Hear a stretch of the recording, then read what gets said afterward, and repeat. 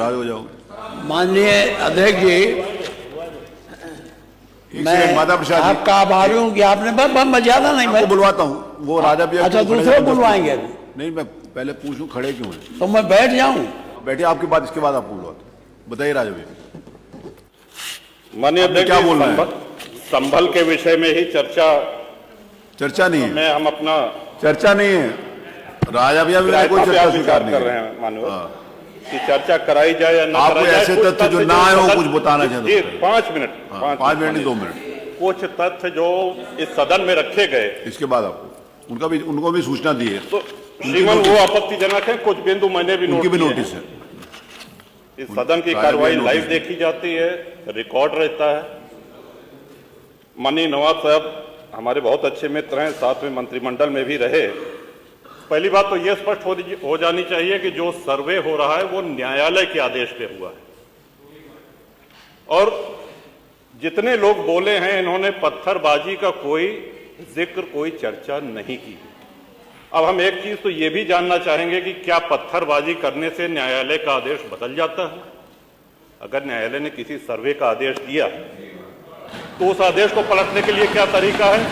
उससे बड़ी अदालत में जाएं कि सड़क पे खड़े होकर के पत्थर प्रशासन के ऊपर और पुलिस के ऊपर चला जाए।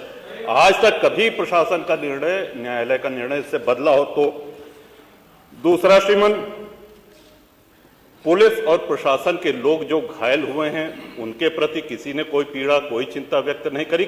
बहुत गंभीर मामला है ये। ठीक उसी तरह है जैसे बहराइच में 22 साल का एक नौजवान राम गोपाल मिश्र, 4 महीने पहले शादी हुई थी, उसकी हत्या कर दी गई। इतनी निर्मम हत्या करी गई, इतनी गोलियां शरीर में मारी गई, हाथ के नाखून भी निकाल लिए गए।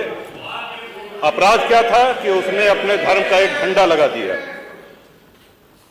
श्रीमान, इसी चर्चा में एक बड़ा रोचक तथ्य सामने आया। माननीय नवाब साहब ने कहा कि कुंदरकी में लूट हुई है, लूट करके, वोट लूट करके ये विधायक बन गए हैं, वरना कुंदरकी में 65% मुसलमान हैं, 35% हिंदू हैं, तो रामवीर सिंह कैसे जीत जाता? ये कार्रवाई में है हमारा।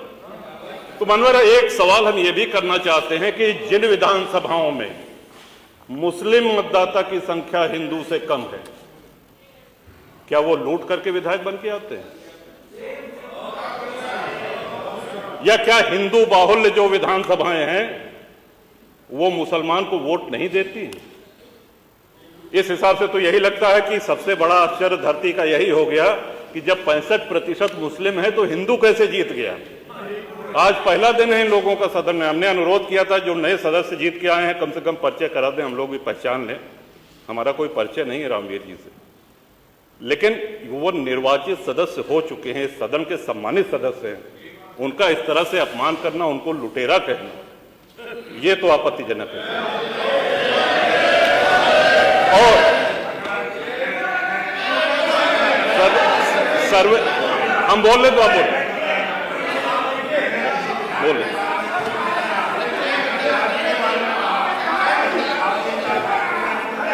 माननीय अध्यक्ष जी, 2 मिनट में अपनी बात 2 मिनट में अपनी बात समाप्त कर रहा हूं। 2 मिनट में अपनी बात समाप्त कर रहा हूं। हम लोगों ने भी बड़े धैर्य से सुना।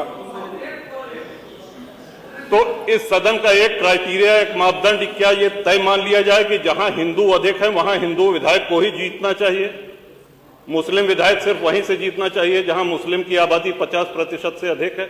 अगर ऐसा नहीं हुआ तो ये मान लिया जाए कि वोटों की लूट हो रही है या विधायक लुटेरा बन के वोट को लूट करके जीत करके आया है, बेईमानी से आया है। तो श्रीमान, ये तो इन शब्दों को कार्रवाई से हटाया जाना चाहिए। ये सदन के विधायक का अपमान है। और एक बात और कही गई कि सर्वे शांतिपूर्ण चल रहा था। एक हिंदू होने के नाते, एक सनातनी होने के नाते माननीय अध्यक्ष जी, हम तो ये कहते हैं कि न्यायालय किसी भी मंदिर पर सर्वे का अगर कोई आदेश करती है तो मैं नहीं समझता कि किसी भी सनातनी, किसी भी हिंदू को कोई आपत्ति होगी। हमने किसी के धर्मस्थल तोड़ के अपने धर्मस्थल नहीं बनाए। करें जहां करना हो सर्वे करें, हम कभी गुम्मा अद्धा नहीं चलाएंगे, हम पत्थरबाजी, हम न्यायालय के निर्णय का सम्मान करेंगे। तो शासन का काम, प्रशासन का काम तो न्यायालय के निर्णय को लागू कराना होता है। तो इसलिए माननीय अध्यक्ष जी, इस पे चर्चा कराई जाए। चर्चा में भाग लेने की इच्छा इधर भी है, इधर भी है, बहुत से लोगों की है, और चर्चा कराई जाएगी तो बहुत सी सच्चाइयां सामने आएंगी। बहुत बहुत माननीय नेता प्रतिपक्ष